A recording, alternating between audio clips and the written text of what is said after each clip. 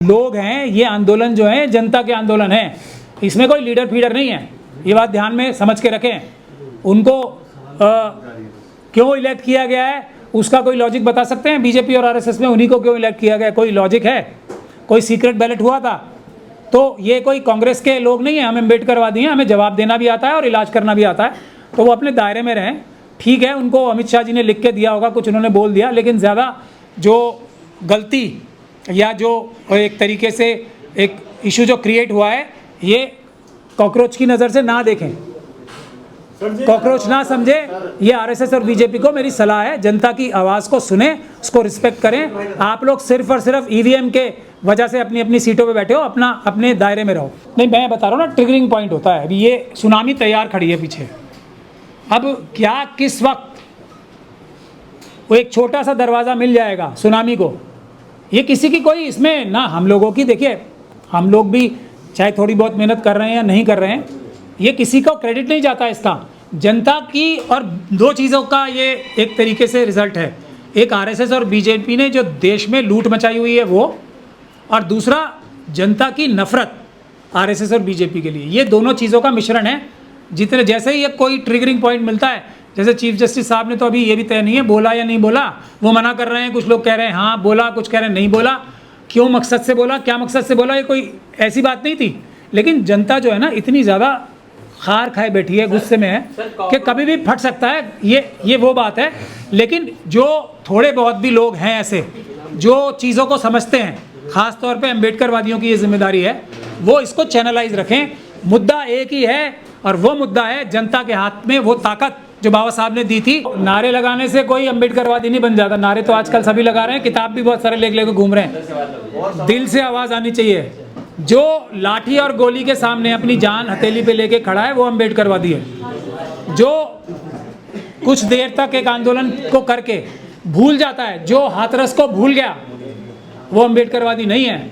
जो इस तरह की चीज़ों को भूल जाता है वो अम्बेडकरवादी नहीं है। ये है बुनियादी बात। जो SC/ST सब प्लान को भूल गया वो अम्बेडकरवादी नहीं है।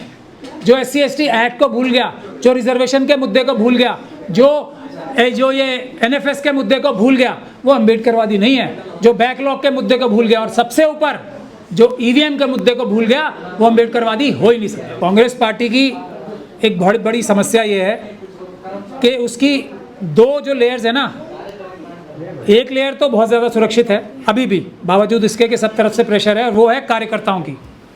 एक लीडरशिप की है, वो भी थोड़ी बहुत अभी सुरक्षित है, टॉप लीडरशिप। बीच में जितने हैं ना, ये जो राज्यसभा जा रहे हैं, जो बड़े बड़े पद पे बैठे हैं, ये सब लोग आरएसएस के टच में हैं। सब लोग बेईमानी कर रहे हैं, वर्कर्स को अपने मार रहे हैं और ज़िंदगी के मज़े ले रहे हैं। इनके कलफ के कुर्तों पे कलफ नहीं कम होती है। वर्कर्स को कुछ भी, जो ये होती है ना, पद न टिकट न कुछ, और अपने लिए सब कुछ, ये कांग्रेस पार्टी की सबसे बड़ी बीमारी है। अब इसको बहानेबाजी कर, किसी वर्कर ने प्रोटेस्ट किया क्या कि हमें प्रेस नहीं कवर कर रही? कांग्रेस के वर्कर्स को फ़र्क नहीं पड़ता है। कांग्रेस के वर्कर को फ़र्क इसलिए पड़ता है कि जो दलाल टाइप लोग हैं वो उनसे ऊपर जा रहे हैं, उनके कंधे पे पैर रख के। जिनको कुछ नहीं आता वो राज्यसभा की टिकटें ले रहे हैं। जो आरएसएस के खुले एजेंट्स हैं उनको राज्यसभा की टिकटें मिल रही हैं। कांग्रेस के वर्कर्स को इससे बिल्कुल परेशानी नहीं है कि मेन स्ट्रीम मीडिया उन्हें कवर करे ना करे, वो आंदोलन करने के लिए तैयार है। लेकिन आंदोलन तो उन्हें यही दलाल टाइप लोग जो हैं, जो स्लीपर सेल्स हैं कांग्रेस के अंदर, वो नहीं करने दे रहे। अगर कांग्रेस ही सही काम कर लेती तो CJP का जन्म ही कहाँ होता? अगर ऑपोजिशन पॉलिटिकल पार्टीज ही ठीक काम कर लेती तो CJP का जन्म कैसे होता? मैं इस बात को बहुत दिन से समझा रहा हूँ। लोग आरएसएस और बीजेपी से नफरत करते हैं, ऑपोजिशन पॉलिटिकल पार्टीज से नाराज़ हैं। अब अगर अभी भी अपनी हरकतें सुधार ले ऑपोजिशन पॉलिटिकल पार्टीज, सही रास्ते पे आ जाएं, वर्कर्स पे ध्यान देना शुरू कर दें, ये दलालों को रेवड़ियाँ बांटनी बंद कर दें, तो अभी भी कांग्रेस पार्टी और दूसरी विपक्ष की पार्टी, और सबसे बड़ी बात मैं फिर वो बोलूँगा क्योंकि वो मेरे मन की बात है, बसपा सबसे ज़्यादा मजबूत पार्टी है आज भी, कम से कम उत्तर भारत में। वही ठीक हो जाए तो बाकी सारा देश ठीक हो जाएगा। लेकिन प्रॉब्लम ये है, वहाँ भी सबसे बड़े स्लीपर सेल मिश्रा जी के रूप में बैठे ही हैं। अच्छा, कौन कौन से आरएसएस के लोग हैं कांग्रेस में जो अभी टिकट? अभी कौन कौन सा नहीं है? अभी खड़गे जी को छोड़ के जितने भी हैं सब आरएसएस के टच के लोग हैं। क्या करोगे? राहुल गांधी तो टॉप लीडरशिप में है ना, उनकी तो इलाज करने के लिए आरएसएस कर ही रही है इतने सारे काम। स्लीपर सेल्स छोड़े इसलिए गए कि जो उनके बाप दादाओं ने थोड़ा बहुत नाम कमाया था जिस भी वजह से, उसको मिट्टी में मिला दें। राहुल गांधी तो एक ऐसा एग्जाम्पल है जिसका कोई मिसाल ही नहीं है। 4000 किलोमीटर पैदल चल के, 4000 किलोमीटर पैदल चल के, और अपनी पार्टी को खुद क्रिटिसाइज करके, बाबा साहब की लाइन पकड़ के जो आदमी सफलता प्राप्त नहीं कर पा रहा, उसको सोचना चाहिए कि इससे ज़्यादा कौन क्या मेहनत कर सकता है। कहीं ना कहीं तो कमी है ना। हम लोग बता रहे हैं वो कमी स्लीपर सेल्स में है। तो राहुल गांधी से बढ़िया एग्जाम्पल तो कोई हो ही नहीं सकता ना। इतनी मेहनत, नतीजा ज़ीरो। हाँ, जो मुस्लिम कम्युनिटी है ना, वो एक बुनियादी बात जो है, जो हमारे रसूल ने हमें सिखाई है कि अल्लाह एक ही है, और उसकी बराबरी खुद जो प्रॉफिट मोहम्मद थे वो भी एक हमारे और आपकी तरह इंसान ही थे। तो ये बुनियादी कॉन्सेप्ट है मुसलमान होने का। और जो लोग मुसलमानों के नेता आज हैं, सब के सब जो भी आप जिन्हें जानते हैं ना, जो टीवी पे ख़ास तौर पे क्रिमिनल मीडिया में नज़र आते हैं, किसी भी तरीके से वो आरएसएस के एक प्रकार से वर्कर हैं।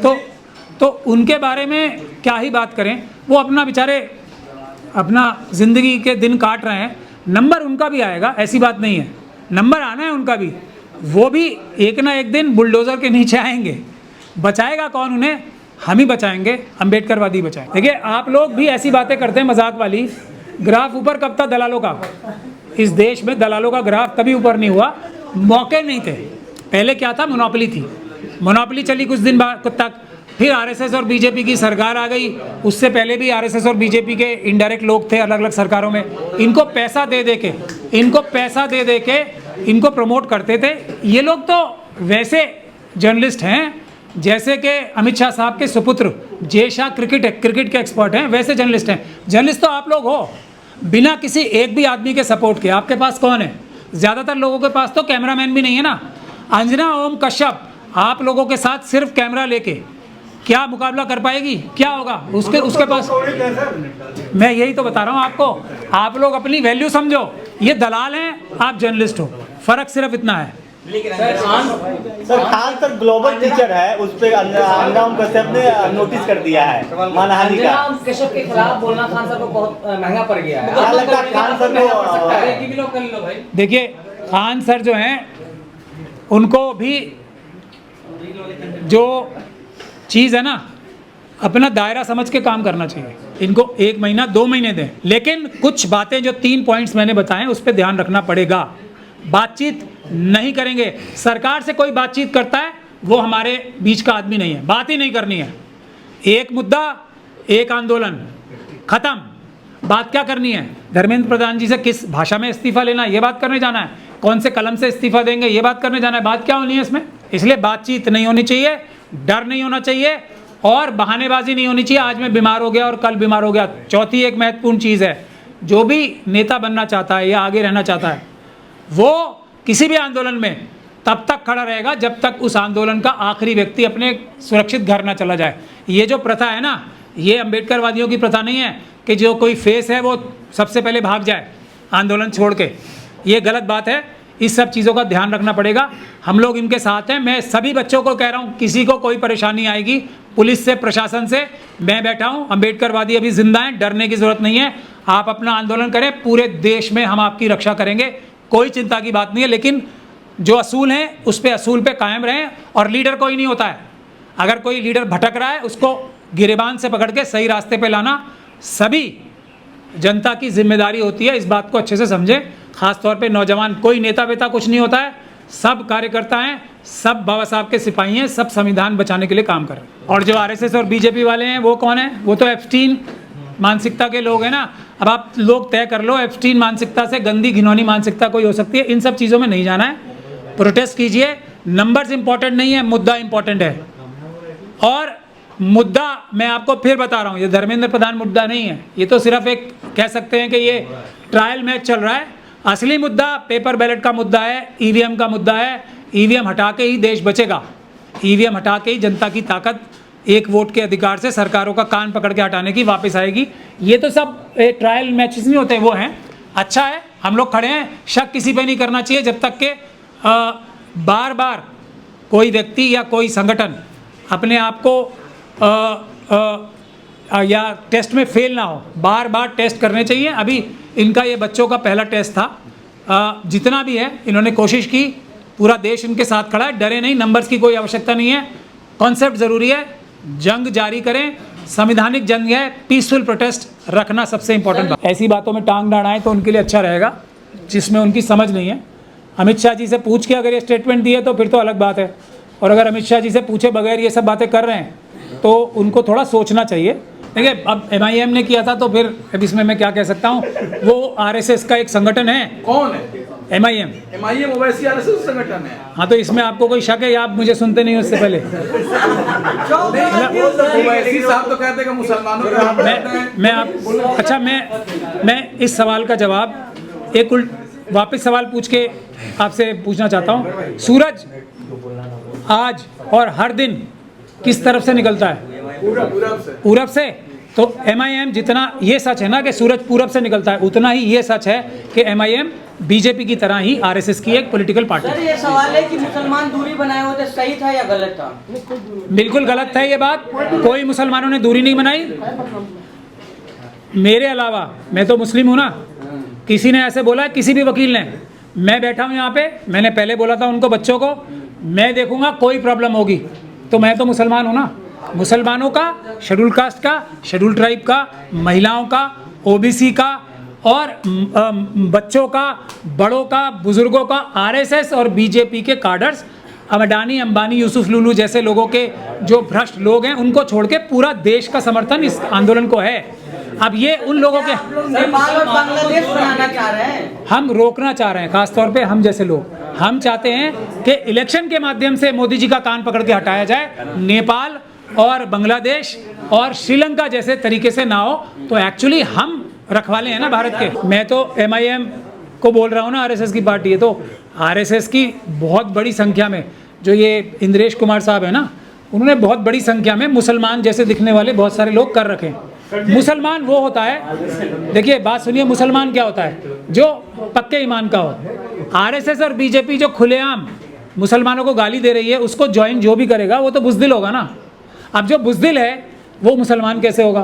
तो ये लोग किसी भी धर्म के हों, किसी भी सोच के हों, बहुत सारे पंडित ऐसे हैं जो दिल से अम्बेडकरवादी हैं, हालांकि वो संख्या में कम है लेकिन हैं। तो उसी तरीके से बहुत सारे मुसलमान भी ऐसे हैं जो दिखने में तो मुसलमान हैं लेकिन हैं मनुवादी मानसिकता के, तो उनसे बुराई थोड़ी है। यही तो बाबा साहब की आज़ादी है ना, यही तो संविधान की आज़ादी है। कोई भी कहीं मुसलमानों का नाम आते बुलडोजर चल जाता है सर, तो इसलिए मुसलमान नहीं गए वहाँ पे। नहीं, ऐसा नहीं है, मुसलमान नहीं गए, मुसलमान गए भी, मुसलमानों का सबसे बड़ा समर्थन भी था इसका। बुलडोजर चल जाए ना मुसलमानों पे। बुलडोज़र तो देखिए अभी चलने बाकी है, बुलडोज़र कोई सोल्यूशन नहीं है। हम लोगों के पास भी तो सोल्यूशन है। BJP ने 500 से ज़्यादा महल बनाए ना अपने ऑफिस, हम कोई बुलडोज़र थोड़ी चलाएंगे। जब हम लोग आएंगे तो बुलडोज़र थोड़ी चलाएंगे। हम क्या करेंगे, ये इन्हीं बच्चों को जिनको आज कॉकरोच कहा जा रहा है, इनको ये हॉस्टल्स बना के देंगे, यहाँ वो स्टडी करेंगे, इनको खराब थोड़ी करेंगे, हम बुलडोज़र नहीं चलाएंगे। BJP कार्यालय में हॉस्टल बनाइएगा तो ये सब ले नहीं लेंगे हम। आपको इसमें भी शक है कुछ? आज सूरज किस तरफ से निकला था? एक एक BJP का ऑफिस जब्त होगा, एक एक इनकी गाड़ी, एक एक इनका बैंक अकाउंट, जितने RSS और BJP के लोग हैं। और ये कोई बड़े पॉलिटिकल लीडर्स नहीं बोल रहे हैं, अम्बेडकरवादी बोल रहे हैं। ध्यान रख लें, एक नहीं बचेगा, सबकी प्रॉपर्टीज जब्त होंगी, सबकी प्रॉपर्टीज बैलेट पेपर द्वारा चुने हुए प्रधानमंत्री के कोष में जाएंगी, PM केयर फंड में नहीं जाएंगी, और सबको बराबर में बटेंगे ये पैसे। BJP के जितने दफ्तर हैं, 1 नंबर के और 2 नंबर के, सबके सब में हॉस्टल बनेंगे। ये मेरी जबान।